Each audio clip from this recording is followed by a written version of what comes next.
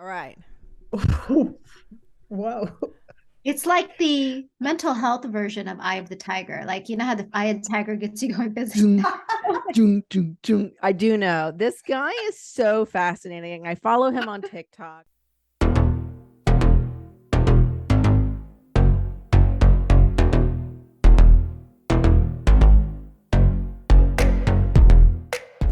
Welcome to Attached, a podcast about the loved ones we're attached to and the good, the bad, and the ugly advice about those relationships that maybe we shouldn't be so attached to. We here at Attached want to share ways to enhance your relationships and debunk all of that bad relationship advice using science. I'm Dr. Patricia Robertson at the University of Tennessee. I'm Dr. Sarah Woods at UT Southwestern Medical Center. And I'm Dr. Sesson Nagash at San Diego State University. Today, Sesson will bring us a conversation about Abbott Elementary and work friendships. I'm very unfamiliar with those. Then, in our academic deep dive segment, we're going to discuss the academic article, Our Mobile Phone Ownerships and Age of Acquisition. I love that use of acquisition, associated with child adjustment, a 5-year prospective study among low-income Latinx children. And then, in good or bad advice, we will be going through some social media posts, some of which sent by listeners. Thank you so much.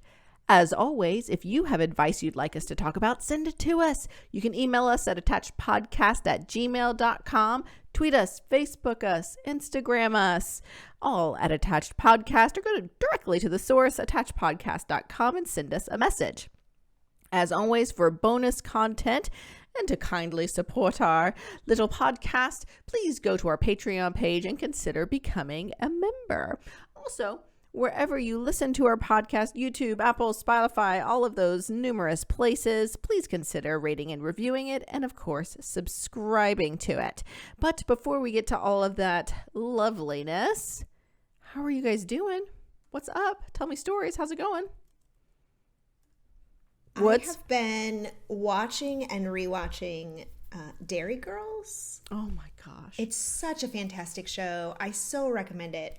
For people who have not watched, it is actually a BBC, like Channel 4 production from the UK, and you can find it on Netflix if you have access to Netflix.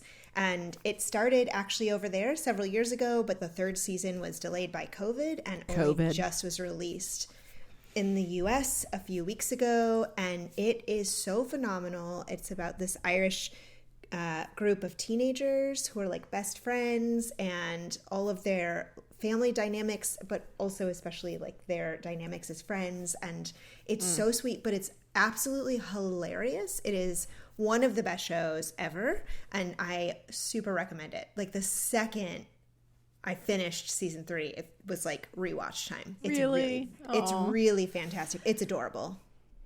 So you made that recommendation to me and you were like, oh my gosh, season 3's out. You have to watch it. And I was like, oh yeah, I definitely should. Turned on Netflix. I hadn't even finished season 2 yet, Sarah. So you have a lot to be able to look forward to, which is exciting. Yeah, catching up with on season 2, and really the soundtrack I think is worth all of it. It's like based in early 90s type era, and in Northern Ireland area. So very political backdrop, but like really funny teenage family dynamics. It might be a perfect show. So yes, I fantastic. Agree. High praise indeed. Sesson? Talk to us. How's it going? What's up? What's new? What's hip? What's happening? Again, nothing hip for sure. Guaranteed. So, I mean, it's been busy around my household. I couldn't tell you with what, but I have felt like I stopped work and I, turned to my family, and we're just constantly going. And one of the things that I've tried and been working really hard to figure out how to like balance is the cooking, and trying to figure out how do I cook quality, healthy food quickly, right? Like, and that's the trifecta. Like, that's the perfect combination if you can, make it happen. Quality, healthy, fast. And I have searched high and low for all the recipes, right? And oh my gosh, what are you landing on? The same things. That's what I'm landing. I'm landing on the same food. And I'm seeking variety. I made a chili for the second time ever, which turned out pretty good. Tofu chili, tofu Yum. crumble chili. Like we're doing, I don't know if I've mentioned it before on the show, but I'm doing weekday vegans where on the Okay. weekdays we don't eat dairy or meat. But on the weekends we go for it, right? Almost like Go go balls to for the it. wall. We destroy those animals. It almost cancels out the week because Yeah. Sure. Oh, we're making up for the week, which is like probably not the way I think it's supposed to go. Like if the point is getting healthy, but it's like we feel deprived by Friday, and we're just like, what is the thing that has the most meat to Raw ratio? beef. You know how some people say they don't miss it, or their system changes and they start to guys are reject struggling. it. Yeah, we're just like, come Thursday, I'm like, oh, I can't wait for chicken tomorrow. Or like, I can't wait to have that pork ramen. we have that. I don't know mentally we're getting there, but we're definitely giving it a go. Well, listen, I think having the weekends will help you sustain the weekday vegan Absolutely. Dietary plan. I don't even mind at all being vegans on the weekdays. It's just a matter of, can I make enough food with that to me tastes different enough every day? I get pretty tired of eating the same foods. Yeah, right? and vegan is hard too. Like if there were eggs and dairy in there, I could see how that would be easy to sustain. The vegan is challenging. It gets a little tricky. Butter tastes incredible. Yeah. Meat and butter, not It's only the start of the week here. We want to be careful. She's got to make it 4 more days. Yeah, it's true. And we go as far as like our pastas are like brown rice pastas or Oh, so you're like gluten-free too?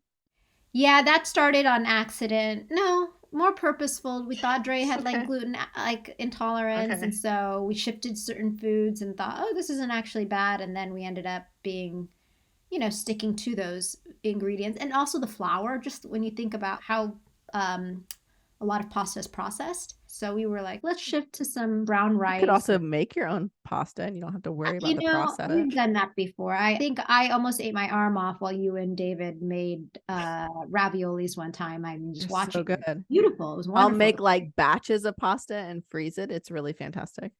That's the trick. I've got to make it in large quantities. Yeah. Yeah. But otherwise, waiting for like my pasta to roll out of that machine, I can't do it. It's just, it takes way too long. So, but I'm getting there. I'll report back with some really exciting recipes. I have faith. I found. Thank you. Exciting. So I have been reading / listening to the audiobook of the recent Outlander book that came out. I think it's like book 10 that came out.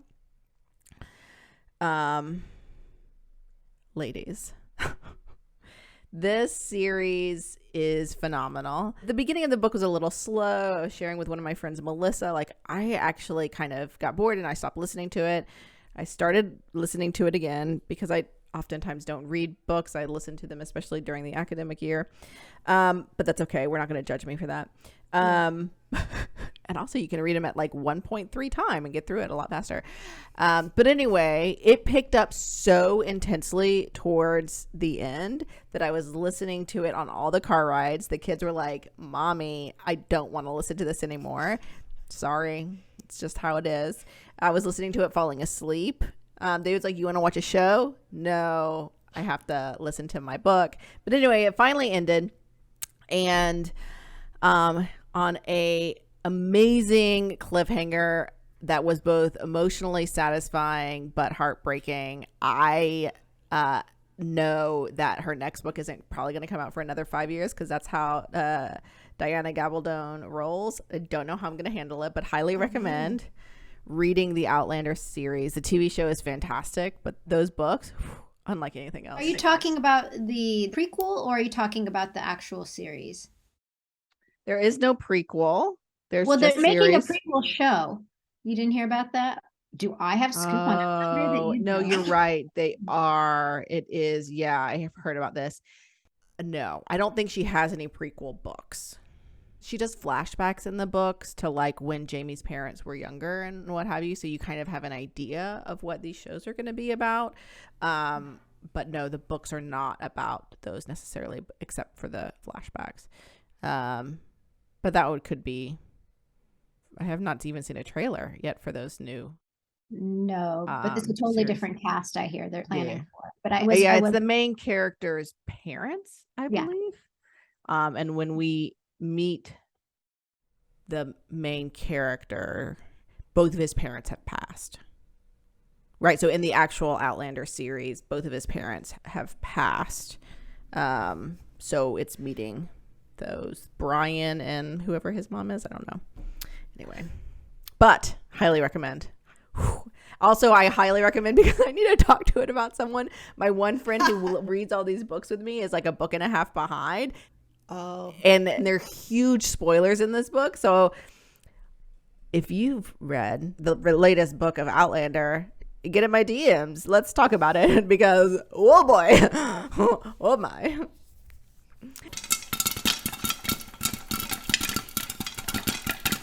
First up, Poppin Culture. We learn about relationships from our friends and families, but a lot about what we think about love and relationships come from what we see in pop culture. So, for the first segment, we take a moment to highlight events in this culture that is pop that influence people's lives and how we view relationships. Excited to learn about this new show. Sesson, talk to us.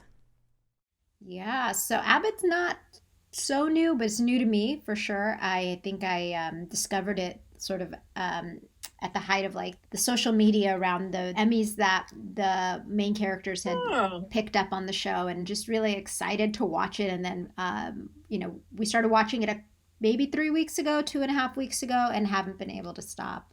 We just got through the first season of Abbott Elementary. It's an American, like a mockumentary sitcom that's originated through ABC, but for some reason we're watching it on HBO. I'm not sure how that works, but we're streaming it through there. Anyways, Quinta Brunson is the creator and one of the executive producers on the show. She wrote the first episode, the pilot as well, and it's interesting because currently I direct a Center for Achieving Black Wellness, Anti-Racist Education. One of our initiatives is focused on how do we address the major gap in Black educator pipeline and making sure we figure out how to support the efforts to see more Black educators within schools, particularly K through 12. And so watching the show for me has been sort of like, there's been some work, sort of things that have come up in terms of ideas, but also just feeling like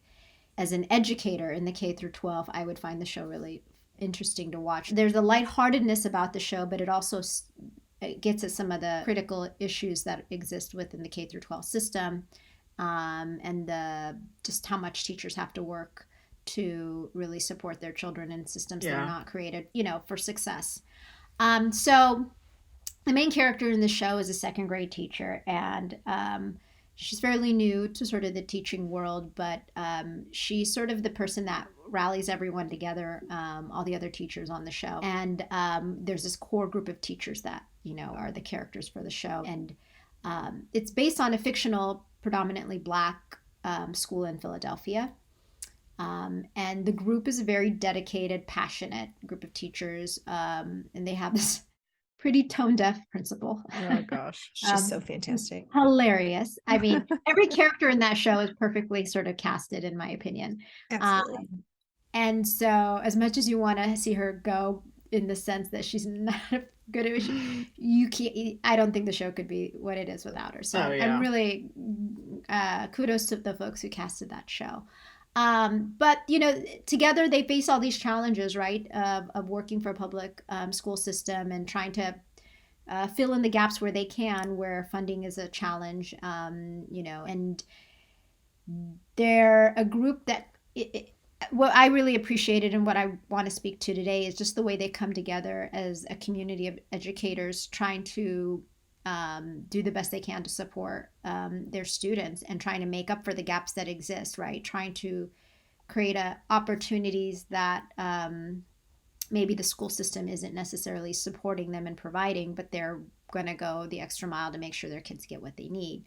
And so the way they do that, right? There's, of course, a lot of banter. There's a lot of differences in the way they approach maybe their teaching philosophies, right? And their strategies for things, because some are more seasoned and some are newer and some are more bright-eyed and some are more a little bit more burned by the system. So it's interesting to watch them come together in support of each other, despite sometimes the way they approach things differently. But as the episodes go by, you get to see that they start to really develop connections to one another and support of one another. And it really brought up this idea, especially when you work in an environment that you don't always feel like is setting you up for success, how your community of people that you work with can ultimately really help sustain you and keep you feeling connected to the role that you play and the job that you have.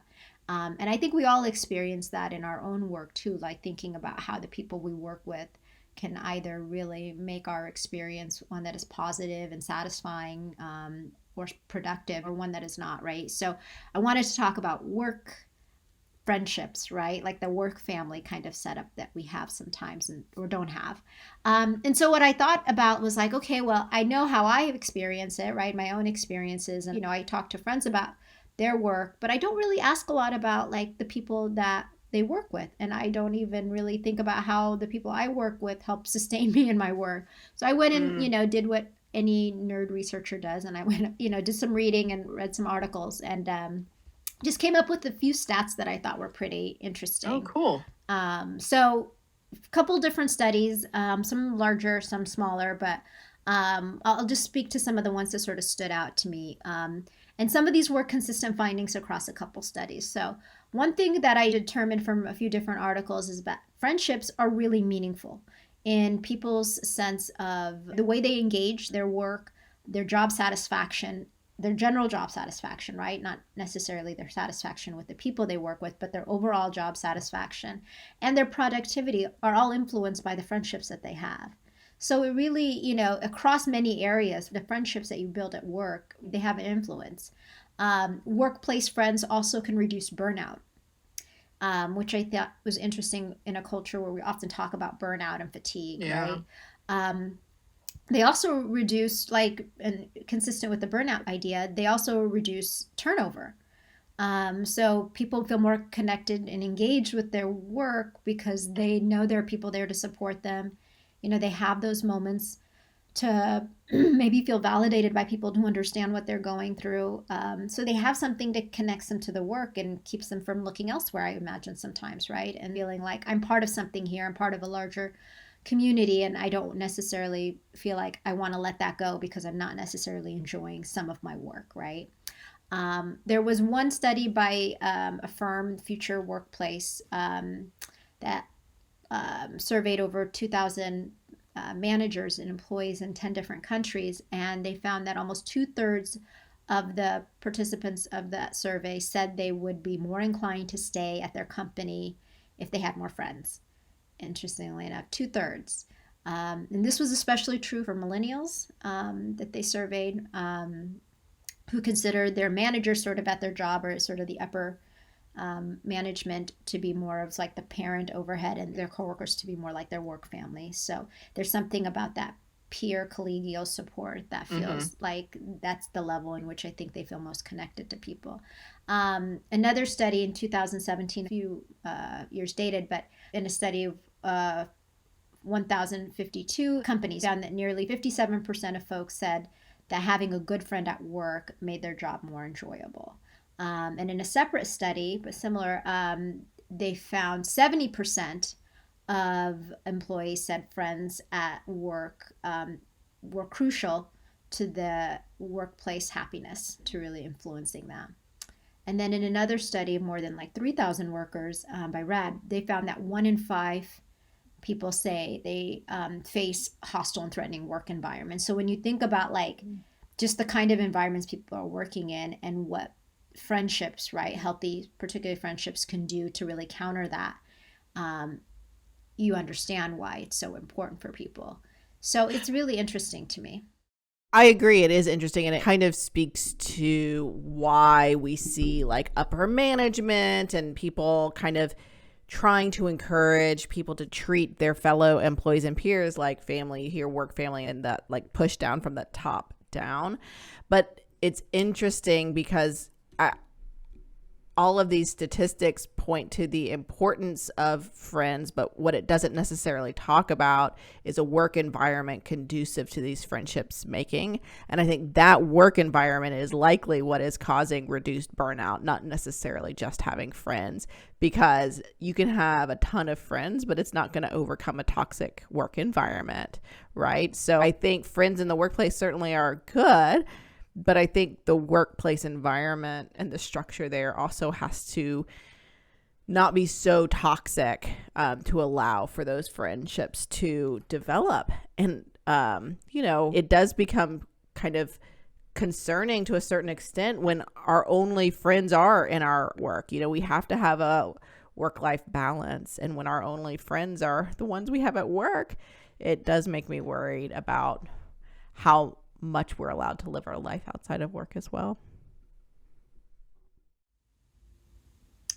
Yeah, and I think about people who leave the state to go to work, who like pick up and sort of reestablish themselves elsewhere, and how the people at work become their work family, right? Like they may have friends and family outside of that workplace, but they don't have the accessibility to them. Either they're working long hours or literally proximity wise, and how I do wonder too, like even if you do connect with people at work, if there's a way to establish those friendships so that the work doesn't always feel like it's overlapping. I imagine that's hard when you're not talking about work often, but there's something about just having the built-in system of a network of friends available to you potentially that work provides, which I think is really critical, because you look at one of the things that affect mental health the most, and that's a sense of like loneliness, right? And feeling isolated. And it's a really big one. So I'm glad that people, use those opportunities. But I also think COVID has made it really difficult to also lean into that. I think some of the studies I was looking at was talking about how COVID has really shifted people's sense of how easy it is to build friendships and maintain them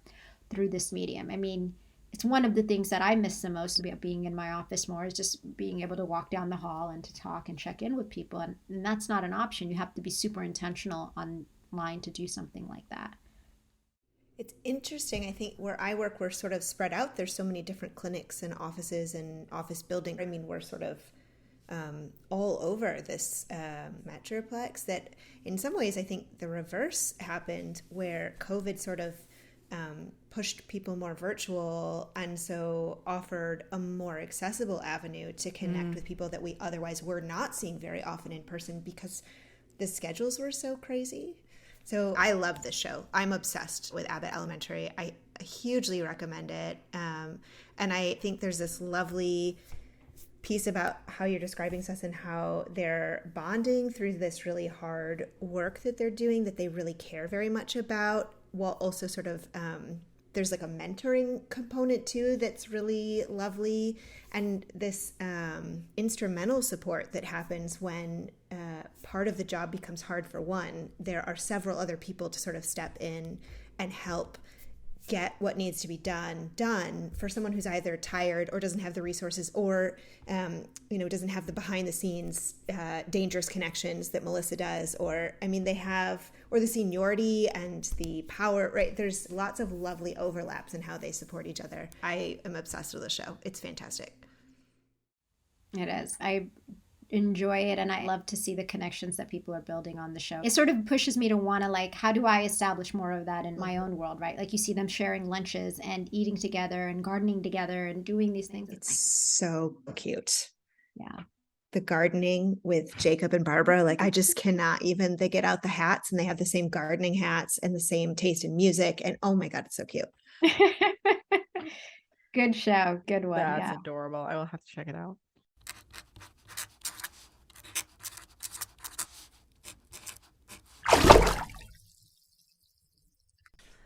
Next up, we're going to do an academic deep dive into the new article in the Journal of Child Development titled, "Are Mobile Phone Ownership and Age of Acquisition Associated with Child Adjustment?"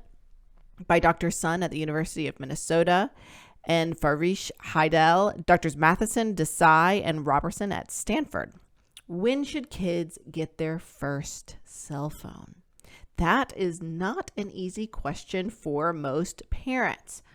On the one hand, parents want to make sure they have easy access to their kids, that their kids can get help when they need it, and kids can stay connected to their friends who are these days intensely digital. On the other hand, phones may be an easy portal to social media, sexually explicit content, and cyberbullying. Research has also identified cell phones may be tied to depressive symptoms, less sleep, and worse grades. Despite this, half of kids today have their first smartphone by 11 years old. But are the impacts of cell phone use on children's development inevitable, or does the age a child get their first phone determine whether the phone promotes independence and connection instead of failing grades and falling self-esteem? So now I'm going to phone a friend. Oh, Sarah, are you there? And ask Sarah, what did these authors find?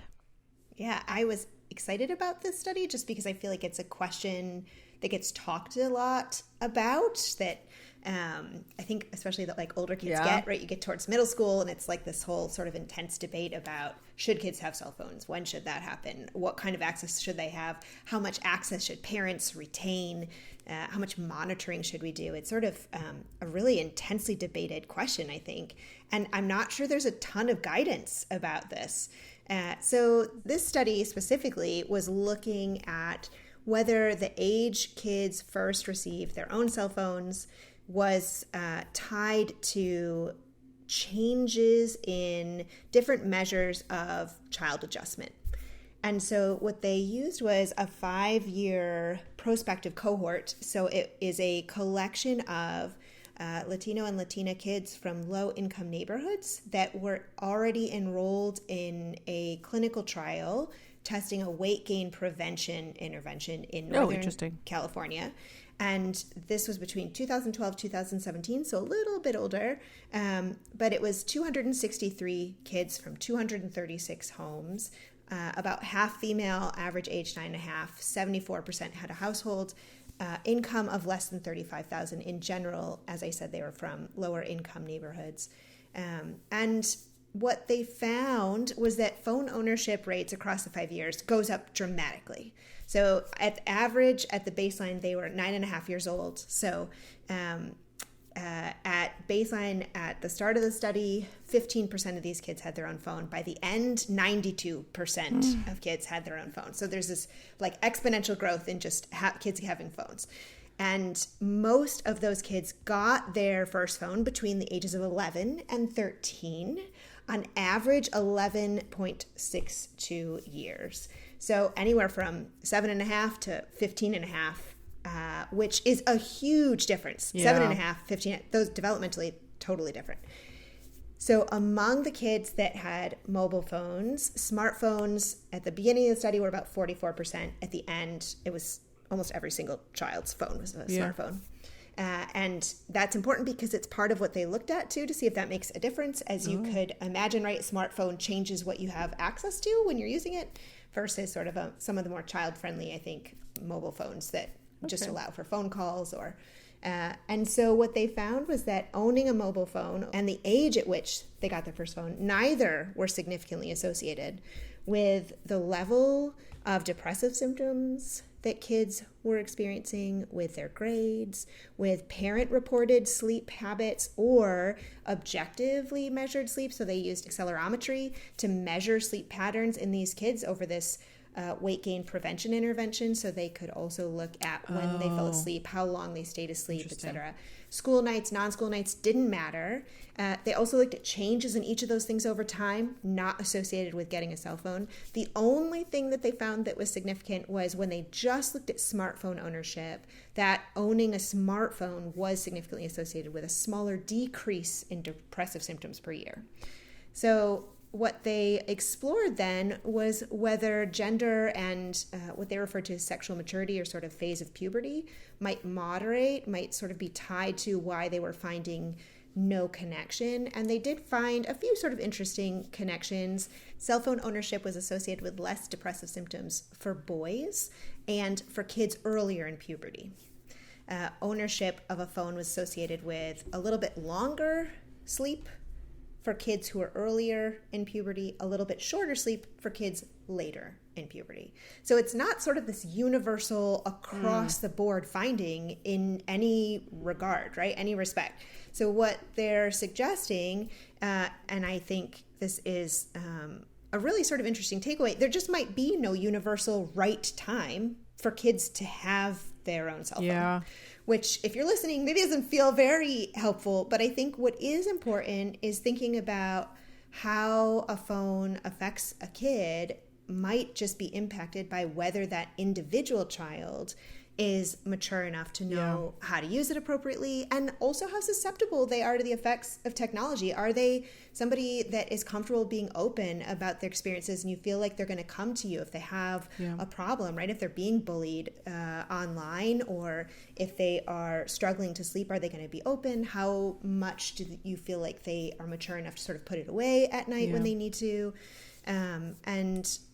Really, it's probably much more important to be thinking about how kids use the phone, who they're communicating with, and what they're actually seeing and doing on those phones, and potentially, especially for older kids later in puberty, rather than thinking about what specific age might be right in terms of child development. Well, and it sounds like the quote, "there's no right time for kids," is the takeaway for me is for the parents to use their intuition. They know their kids best. What do you think your kids will need and are capable of handling? Would be my takeaway from this is trust yourself and keep those open dialogues with your kids about it. Yeah. Harder to do, I imagine, when you're young, say 12-year-old is saying, all my friends have phones, why can't I have a phone? And also maybe hopefully sort of more power to you that if you feel like it's not the right time for your kids, even if, quote, all their friends have them, it's probably extremely important that if you feel like it's not a fit for your kid, that you hold off until it is. 100%. I agree. Yeah, I'm having a hard time sort of believing that it's in fact doesn't have a greater effect on, just given my understanding of just the harmful effects that social media and, that kind of level of distraction, how often it is distracting for kids to have smartphones and be on their devices. I mean, I watch children who don't blink, who don't lift their head up for a conversation from a table, like who don't, right? How does not have like, more effects on them, in my opinion, more harmful effects.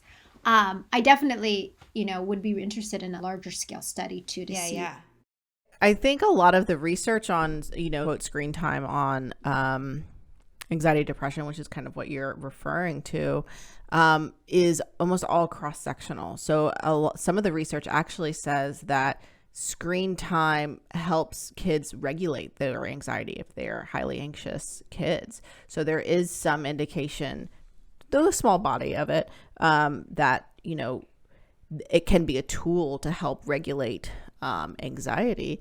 But of course, a larger scale study needs to be done. And it's different for each individual kid. Like my oldest is going to be very different than my middle child in terms of timing of smartphones. I already know that.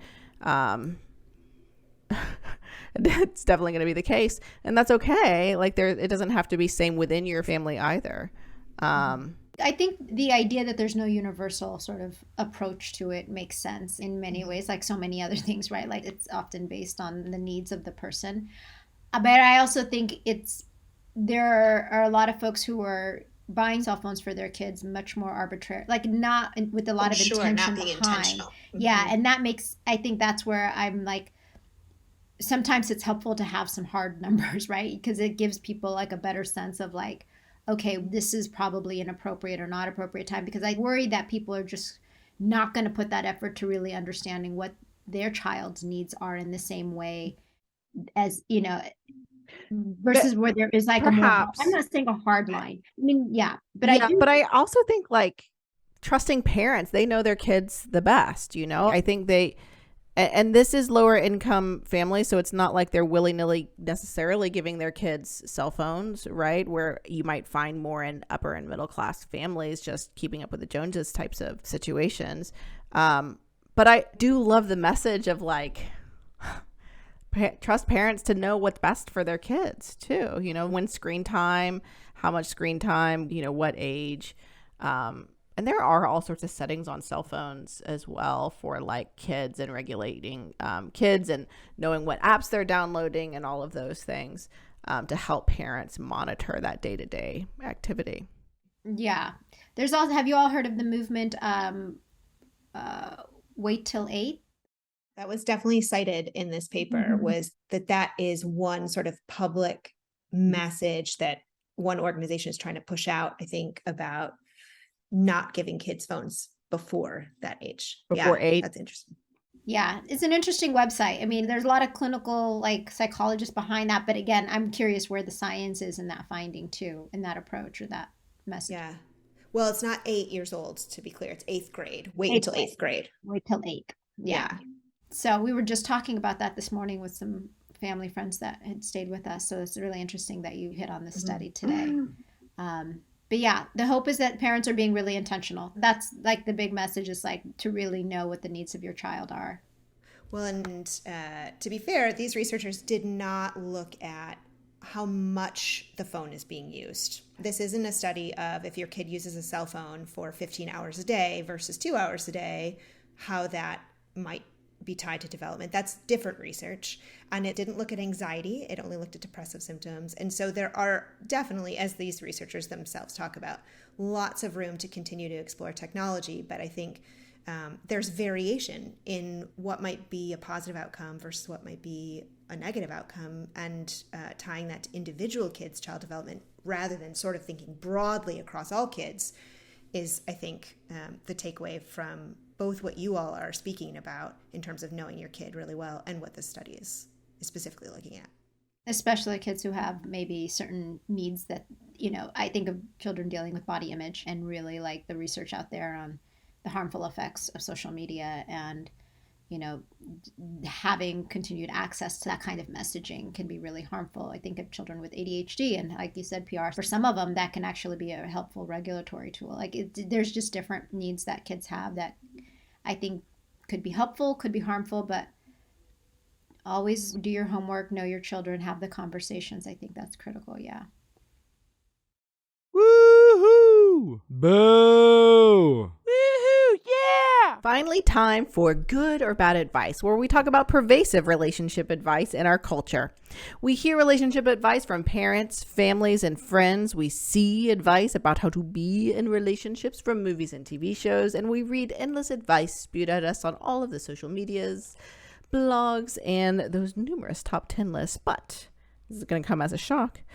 A lot of it just actually isn't good for our relationships. What?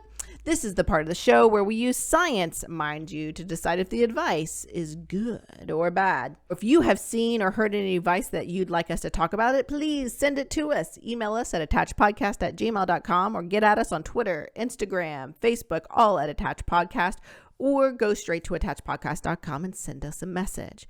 While you're at it, as always, please kindly rate, hit, review, and subscribe to the podcast, and let a friend know about it, or a coworker in this case. They will certainly love it. I mean, hopefully they will. If they don't, we can't be in charge of that, can we? Also, we always have bonus good or bad advice for our Patreon subscribers. If you want that bonus content, please kindly become a member at patreon.com/attached. So today we're going to keep with an old favorite, our lovely social media, forever with gems of information for us. First up is an Instagram reel, so fancy, sent by a listener, Becca. Thank you so much, Becca, for sending this to us. This reel is by Melissa Urban. Here's why over-explaining or justifying your boundary can often backfire. As women, we've been conditioned to need a damn good reason for setting a limit. And then we feel like we have to explain that limit in great detail so the other person can agree with it and therefore respect it. The problem is, what sounds like a good explanation to us can feel like a problem to fix on the part of the other person. So when you say, no, we're not inviting guests over for Thanksgiving this year. It's a really busy time. The house is a mess because we're going through renovations. I'm super busy at work. The kids will be out of school. It's just not a good time. What might happen is your mother-in-law says, oh, you won't even know we're there. We'll be so helpful with the kids. We can help you with the renovations. And like, maybe that's not the point. And now you feel like you have to justify your justification for the limit instead of just saying, no, we're not having visitors for Thanksgiving this year. In some situations, sharing more context around your limit in the spirit of vulnerability can help deepen your connection and improve the relationship. Before you automatically launch into this giant lengthy explanation, ask yourself, do I need to explain or can I just set the limit? Woo-wee. Over explaining limits, give context, or just give the limit. Woods, good or bad advice? What are you thinking? So I'm not sure there's like research specifically on how best to set a boundary necessarily. There might be. I just cannot think of it in the moment as I'm listening. I can only sort of think of the fact that this is exactly how my mom taught me to set boundaries. Oh. Which is in the realm of qualitative research, right? N of one experience is worthwhile. A case study. And matters. That's right. And I would say I do think that's an interesting interpretation about what happens when we explain our boundaries, is that some people may feel like, oh no, now I can sort of accommodate it, I can fix it. And then you're sort of, you're stuck in a little bit of a trap. In terms of it may be extra hard to then sort of reset the boundary of, thank you so much, I super appreciate that. The answer is still no. That's a little bit trickier depending on sort of what your relationship is. And also, I think it's not necessary to necessarily explain, especially if their boundary is a no, I can't do that, I can't join you, we won't be able to accommodate that, right? It can sometimes just be a no. And I do think that is sometimes harder to do up front, but potentially easier in the long run. Okay, so we're saying good advice from I'm saying good Woods? advice. I'm not sure it's based On it's science. based in science, just my own scientific experiments in your life. with my own life. Yeah. Okay, well, your therapeutic and personal experience is also meaningful. Sesen, thoughts, good or bad advice? I think overall I like it. I think when the person in the video said, just sort of be thinking about before you respond, I really like that because it suggests that you don't have to just do it one way every time you set a boundary. I think that was sort of suggestive of like, perhaps there's different ways you can set that boundary, but to do it with intention, right? Whatever you say, when you say it with an explanation or when you don't, just be mindful of what the implications could be of that. There's something about when you say it with an explanation too, if you are setting that boundary because there's some barriers that perhaps if they were overcome, you could change that boundary. That might be a good time then to offer the rationale because maybe there is something the person could say to help make you more flexible about the idea and that you're open to that, right? As opposed to, these are just some of the reasons, but my overall desire is just not to do it. Then I think that it makes sense to just give like a simpler answer in that sense because you're not looking. So I think really being thoughtful, if you have the time to really think through it, of course, That's a good point. And you're not sort of at that moment abruptly having to respond to someone. I think that's helpful. I like that actually. Advice is like, okay, be mindful of if this is a no, no matter what you tell me and offer, or this no could turn into a soft no, potentially yes, if you convince me, right? So good advice all around, I think was what we're saying, given context. So this next one is from TikTok. It is a stitch. The first image, the kind of title is point of view, mom at a play date is gentle parenting, hot. And this is his hot take alert. This creator's hot take alert. His TikTok name is Whole Parent, by the way. Did my son just curb stomp your son? Ready to hear something that most parents are not ready to hear? You already know I've stitched this creator before. I have no problem with people making comedy about gentle parenting. But it is very revealing. And in all of these POV gentle parenting videos, the only characters who matter are the adults. And that is because many people, dare I say most people, in public and in social settings do not parent for the benefit of their children. In those settings, when there are other adults watching, they parent performatively for the benefit of the adults. No, you share that toy right now. We don't take things. I got it. Yeah, no, he's fine. No, I'll get it. Yes, that's very bad. And do you know why we do it? Because we lack the differentiation and self-esteem to know that when our kid does something problematic, it's not always a reflection on us. So in those moments, we try to separate ourselves from our kids so nobody will judge us. And all that does is show our deep insecurities. So if you want to work on it, come along for the ride. All right, a lot of like tidbits there.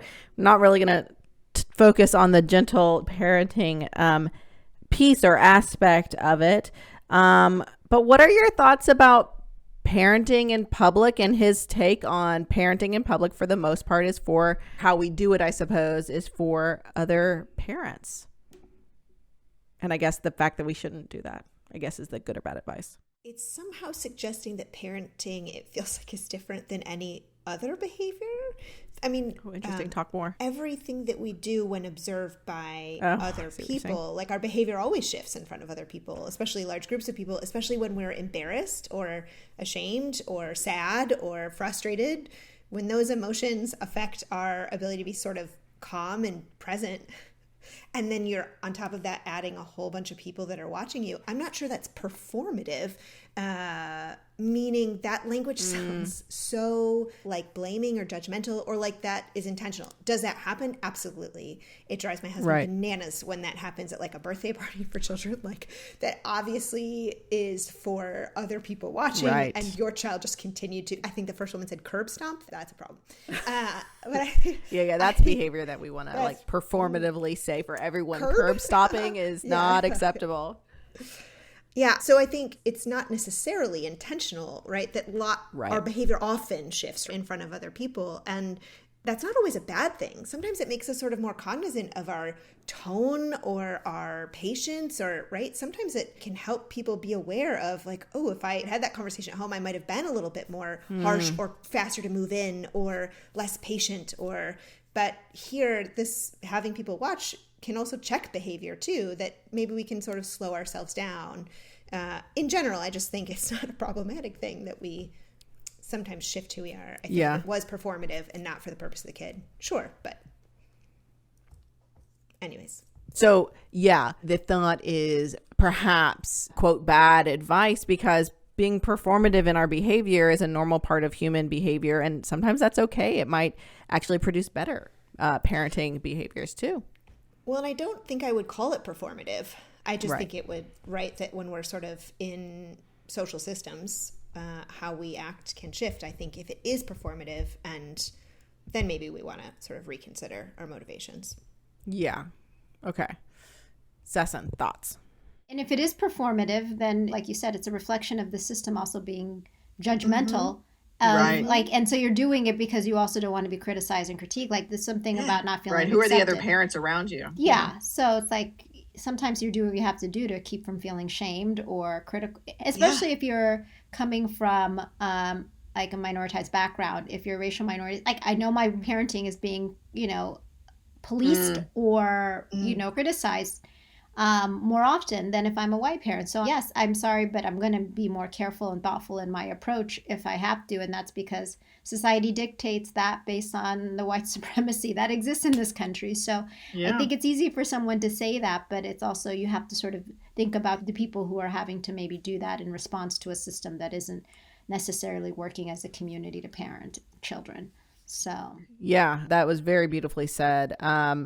I think understanding the context there, and if you find yourself needing to be a performative parent all the time, which I could also imagine would be very, very exhausting, what is the context there? And is there anything that you can do to shift the context if you have the power to do it, that environment that you are publicly parenting in?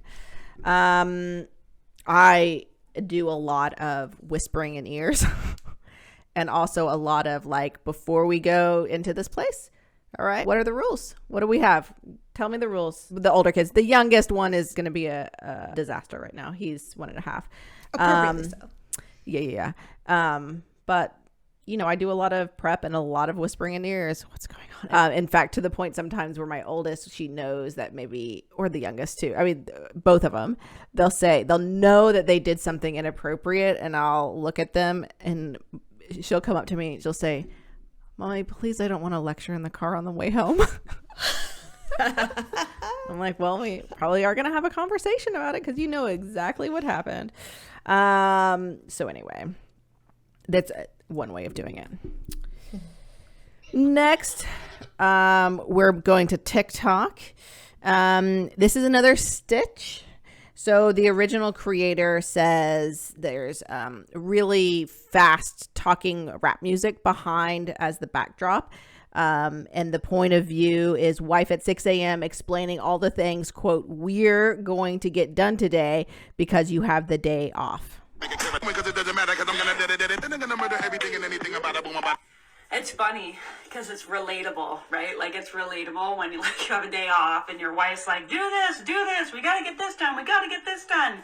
But you know what would be even funnier if the roles were reversed and like she didn't have to keep track of everything that needed to be done for all the people all the time, and grocery shopping or cooking or getting the house ready for the next season and all that kind of stuff. Like, imagine the brain space she would have if you were in charge of remembering some of those things, because it's work to remember and then tell other people to do it as well. How much would that benefit our marriages if, like, as partners, we shared the remembering of things just as much as we shared like the to-do things? Then we could both get days off. We could both have leisure time, and that would benefit our well-being and our marriages, and like it would be like a full circle moment. But why would we do that? What are your thoughts? Good or bad advice? Oof, it's fantastic advice, well delivered. There is so much research, especially over the last few years, to support the continued, often gendered imbalance of housework, childcare, and mental and emotional management and labor that goes on in families. For women, this continues to be more of a burden in opposite sex relationships, where they, over the last several decades, are increasingly likely to work outside the home for paid employment and not much more likely to share equally in any of the housework, childcare responsibilities. This is a big deal, and I think if couples want to make a big impact on their relationship, this is an area to do it. I completely agree with that. Also, I would like to shout out the creator. I apologize for not doing that initially. At Diary of an Honest Mom is that creator.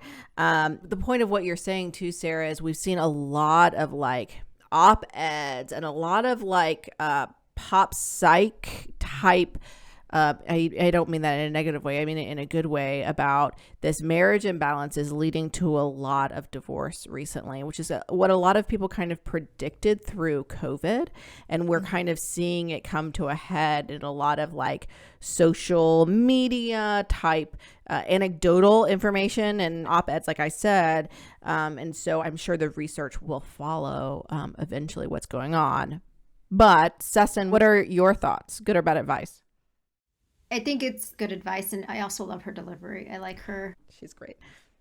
Personality on there just came through in a way that just I appreciated. And yeah, I mean, we live in a male-dominated patriarchal society, and for as long as that's the case, I don't see this shifting as meaning.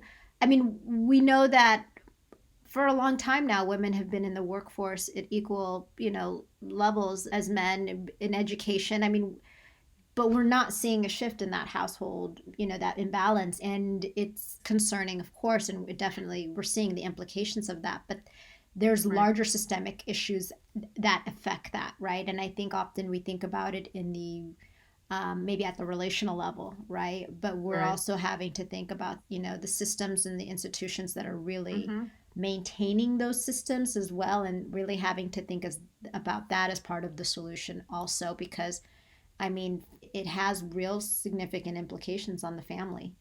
And I think also the way we're raising our children, right, in these gender norms. And I see it often. I'm at the playground, you read about it. People are still raising their children across gender lines. And it's like they're going to grow up to enter relationships where they continue to perpetuate those ways of engaging the opposite gender and the assumptions and expectations that come with that.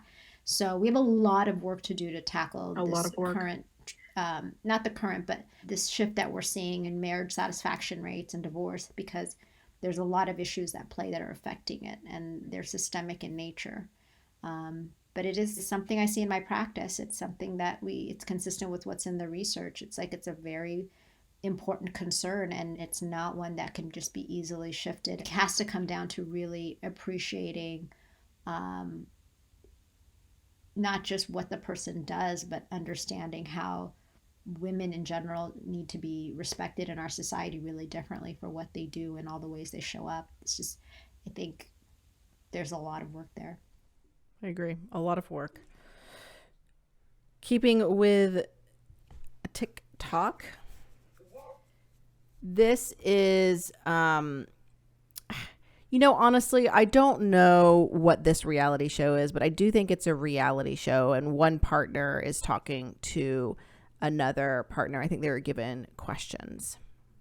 If I could leave it as vaguely as possible. What one thing would you change about me and why? Be honest, I can take on. I will. I would change situations in life that would lead you to your defenses. I would change every one of them. And I'd stand there in front of them and bat them away. So they were set up to, for couples to kind of like fight a little bit, like what one thing would you change about me? And his partner kind of did something unexpected. I don't know if I want to talk about this in terms of good or bad advice, because I think generally it's good from my perspective. If you guys don't think it is, then talk to me about that. But I'm curious from your perspective, what makes it good? Woods? So it sounds to me like what that person's partner was responding with was externalizing what could have been a very personal criticism about I would change your defenses, how defensive you are, what that looks like, which would be really personal and also could then therefore raise a lot of that defensiveness. We don't like to be told what is not great about us, even if we are set up to be asking the question in a reality TV show. That's not something that nobody loves to hear. But sort of reframing and externalizing that in terms of changing situations that have created those behaviors that show up when you feel unsafe or you feel vulnerable or you feel like you need to protect yourself. There are situations in your life that have created that for you, and that's what I wish I could take away so that you didn't need to feel unsafe. Those are not their exact words, but I think that's what sounds so special about it, is it's a pretty careful, pretty intentional externalizing that could have been very personal. Yeah, and you saw the first partner kind of prepare himself. He said, it's okay, you can be honest. Yeah. And then at the end, when he realized that his partner was kind of going a very different direction in a way that would protect him, he started tearing up at the end. So it was so unexpected and a very healing process. Sesson, from your perspective, what are your thoughts of what makes that good? Well, I appreciate the spirit of what he was trying to do. Okay, so maybe it's bad advice from Sesson? No, I don't know if I call it bad advice. I want to start by saying I do appreciate that he wasn't, like you both described, like he wasn't sort of blaming him for the life experiences that have caused him either harm, to raise the defenses. I can really appreciate that way of approaching it. At the same time, if he had a wish, I imagine I would think the more helpful wish ultimately would be to say something about what he could do as a result of those defenses to show up differently, right? Like that to me is, because you can't change, like, yes, you could wish you didn't experience it, but you did, right? So as a partner, what can you really do? You can't take those experiences away. You can validate them, which I think may be where he was getting at.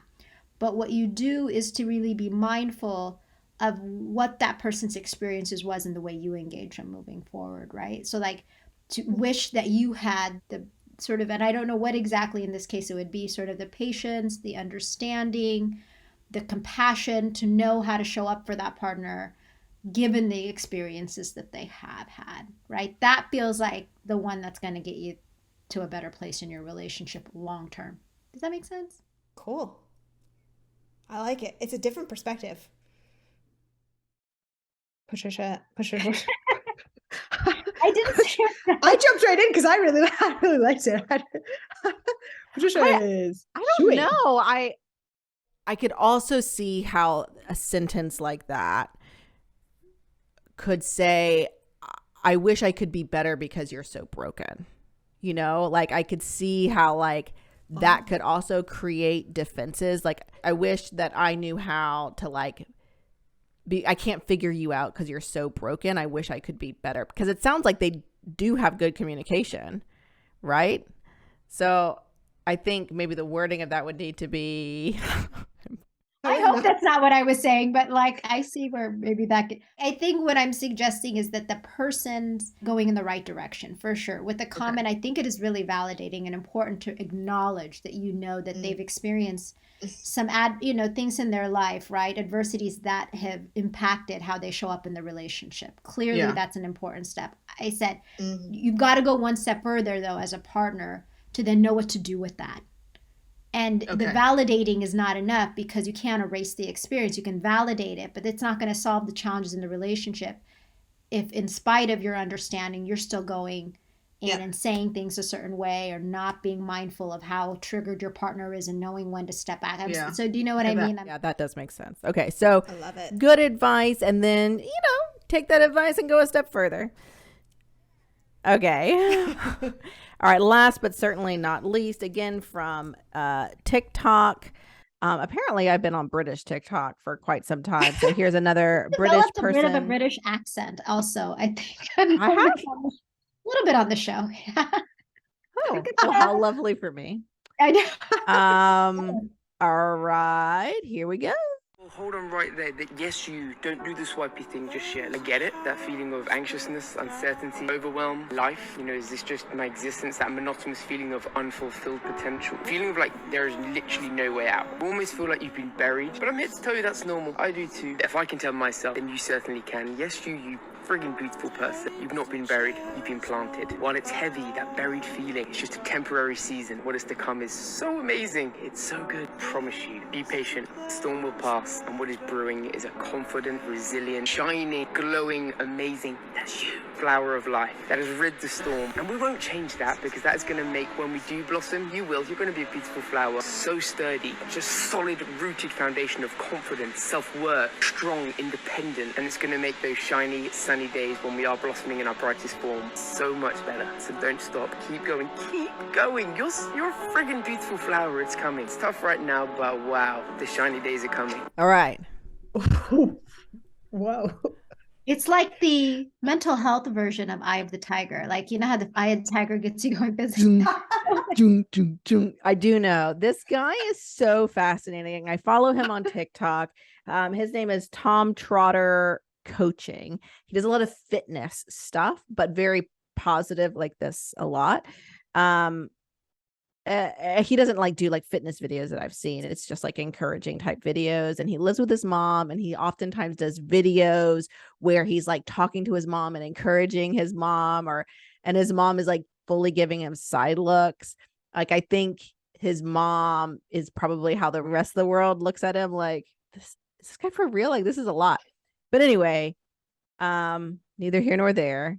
He's lovely to watch. Like, once I start watching him, I can't stop. But then I'm like, oh, this guy's a lot. But anyway, Woods, thoughts, good or bad advice, any part of it. There are a lot of things in here. Sure. Pick whatever you're into that, like, top of your head. Yeah, I mean, what an enthusiastic sell. There's a lot of energy all at the same time. Adorable energy. It's not my favorite take on. There's sort of like a very common colloquial positive saying around, like, bloom where you're planted. Yeah. It's not my favorite piece of advice. I don't know that it's necessarily problematic, but it just also isn't necessarily always possible, right? So the advice seems to be suggesting, like, no matter what, stay exactly where you are. Like, don't even worry about the fact that you are actually feeling buried alive. You are a flower. You will become a flower. Like, just wait. And I actually think there are a lot of circumstances I could quickly think of where research would suggest the earlier you get out feeling like you're buried alive, or you're in a toxic relationship, or you're in a very hostile work environment, or whatever that relationship and whatever that system might look like that is making you feel so oppressed, if you can get out of that, the sooner the better. Yeah. You're much more likely to avoid worse mental health outcomes. You're less likely to bring a whole bunch of relationship junk and trauma into the next place. You're missing out on potentially other opportunities that are coming by sort of accepting that you're in a situation where you feel buried alive. So I don't personally love it, just because I can quickly think of all the circumstances where I would in fact spend my time talking with somebody about how we could make them help them get out. I agree. It has the flavor of turn lemons into lemonade type of thing. But like worse, like sit there under the dirt for it'll happen event. It doesn't even sort of suggest any agency in the process, right? At least turning lemons into lemonade suggests you have some agency. There might be something in your control in your current situation where then if you sort of identify those pieces, it might feel more like you could take that on. In fact, this is sort of suggesting you're so beautiful and lovely. Just hang out right where you are, being crushed alive. Like, it's just a lot. So bad advice despite the amazing delivery. Like, I so wanted it, like the way he's delivering it. You want it so to be great. Like, what a sell. Like, so, and you believe, like, if he was telling that to I would believe that he believes I'm an incredible flower person. Like, that's lovely energy. I just don't love the advice. Sesson, what are your thoughts? Good or bad advice?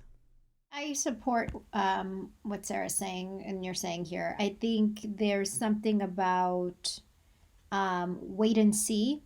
Something about there's a like have faith, blind faith kind of sort of feel to this. And I think we've got to feel more empowered and have, like you said, more agency in our own wellness. And I think when things feel like they may not be establishing, like, you know, you've got to take some action. And I'm not saying not to be patient and recognize that some things sometimes feel like they're getting worse before they get better. That's clearly possible, but that's not always the case. And if he's using a plant metaphor, I mean, not all plants grow and become healthy, right? So, like, it's true. If I'm going to be talking, you guys would know. Yeah. This is coming also from two non-gardeners. We've already established that Sesson and I do not have gardening skills. Like our use of metaphors here. It's like, I don't know about that. I don't know. Plants, if you treat them bad, they tend to die. Yeah. So overall, we're saying bad advice, but my, oh my, does he deliver it with enthusiasm and passion. Thanks for listening to Attached. Remember to call us, email us, or get at us on all those social medias about any relationship advice you've received and that you're wondering whether to follow or pass on. We cannot wait to talk about it.